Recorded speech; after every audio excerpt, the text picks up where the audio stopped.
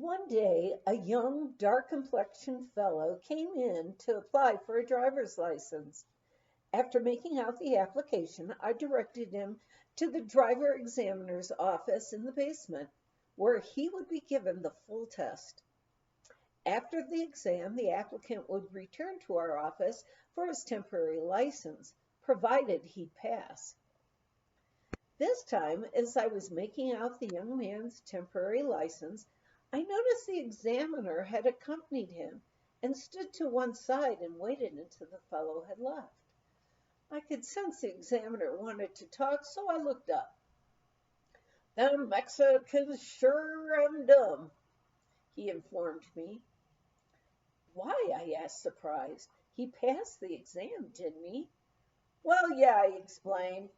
"But would you believe it? He didn't know what a Presbyterian was."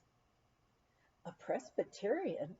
I was astounded and bewildered. But why on earth? What has a Presbyterian to do with a driver's exam?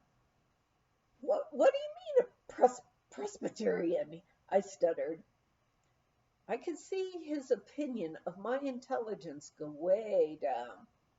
"A Presbyterian," he informed me in a very condescending voice, "you know, is them people what walks across the street." The next week went by, and I dreaded Elva Jane's leaving. She and I both worried about Opa's peck, peck, peck with 2 fingers at the typewriter. She confided in me, "You better let him take the front desk, and you do the typing. He'll get so far behind with those deeds that he'll never catch up." "But he hates the front desk," I told her. "I can see he's getting frustrated and worried with all these deeds and papers piling up." Driving home that evening, he voiced his frustration. "I should never have run for this office. It's a stinking job. Do you know, Edna, that we don't get any vacation? I'll never get out to see our daughter in Washington and the grandchildren there. And I'll probably die in that office. It's the only job I can see ahead of me. There's no work for an architect up here, and probably never will be." "Oh, Father," I tried to sound assuring, "don't worry.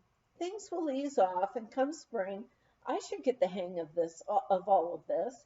I'm sure I could handle the office for a couple of weeks by myself."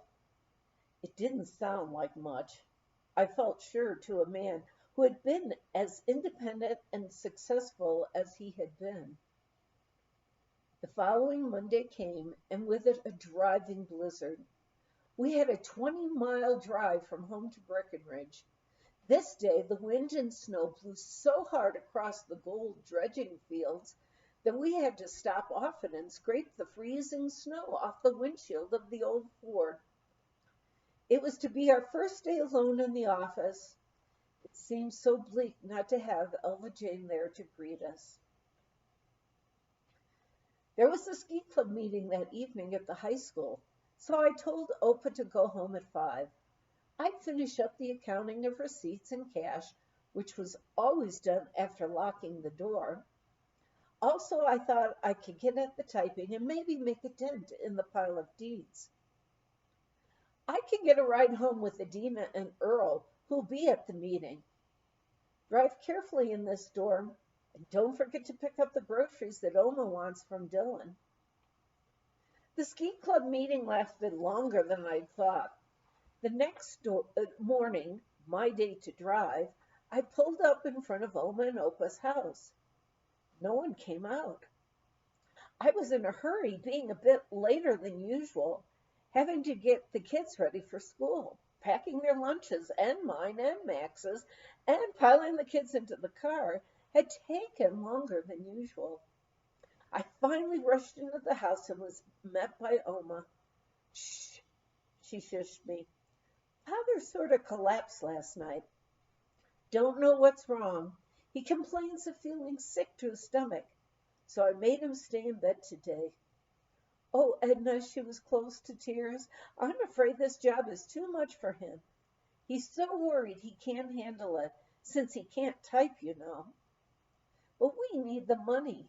It's not much, but it'll buy the groceries and pay the bills. Things'll work out, I'm sure of it. I tried to comfort her. Running back to the car in a hurry to get the kids to school and myself to work, I knew I wasn't sure of it or anything much else. Opa remained at home and seemed to improve the next few days. I'll be able to be on deck next Monday, he told me on Friday evening. I told him that the week had been a quiet one.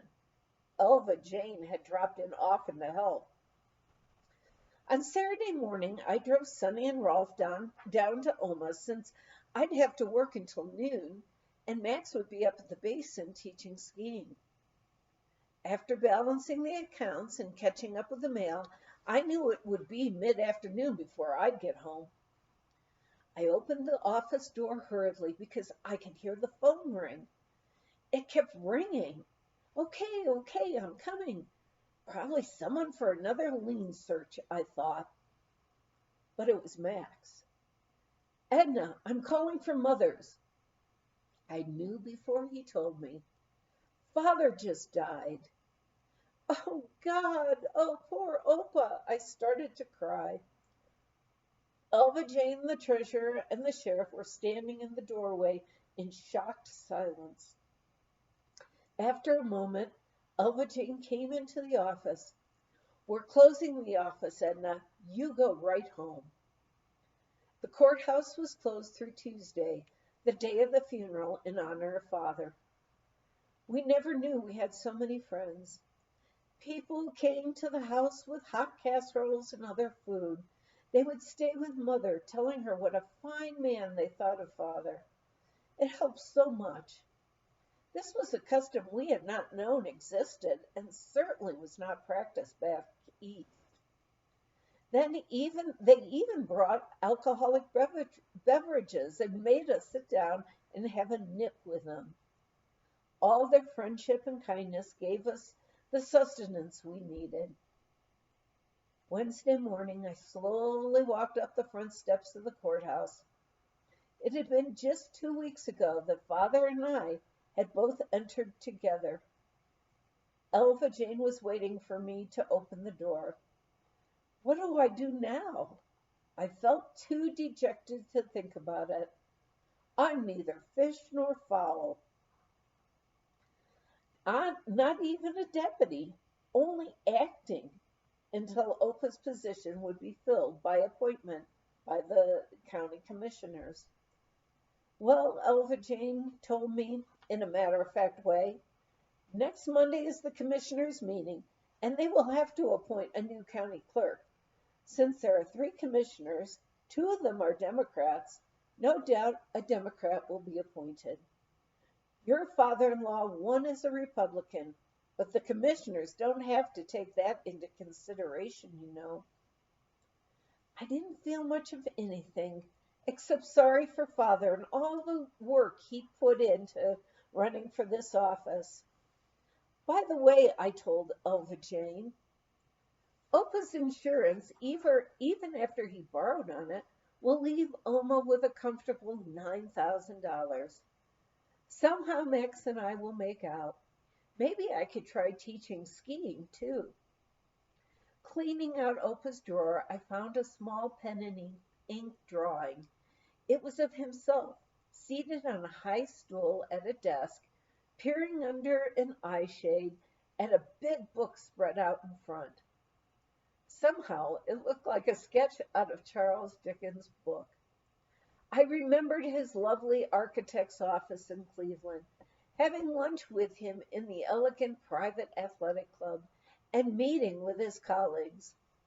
I remembered his last words to me. This is a stinking job. He'd asked his fellow citizens to vote for him.